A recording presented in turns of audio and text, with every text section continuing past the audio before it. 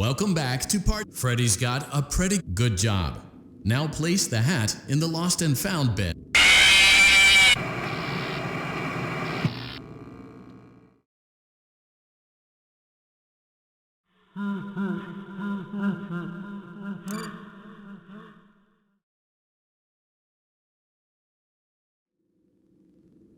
Welcome back to part. Freddy's got a pretty good job. Now place the hat in the lost.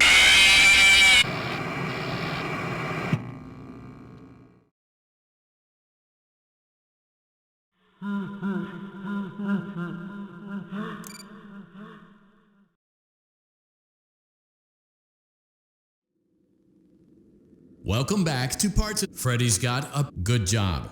Now place the hat in the lost and found bin. While we're at it, let's make sure there isn't anything else stuck in. Well done. Freddy's chest cavity is now open. Remove the child's watch and place it in the lost and found bin. Good job.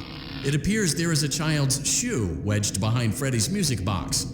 The music box must be removed before you can access the child's shoe. Carefully place the music box on the work table to your left. Great job. To reset the safety latch, press the button located on. Now, remove the child's shoe and place it in the lost and found bin.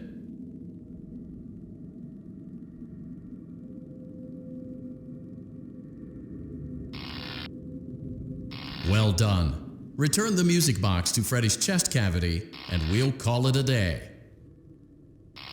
Oh no, you seem to have mishandled Freddy's music box. This is not good.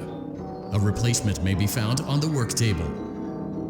A slow and even pace is recommended. Crisis averted. To close Freddy's chest cavity, press the large black button on the center of Freddy's face. That concludes your time in parts and service. Your pay will be docked accordingly.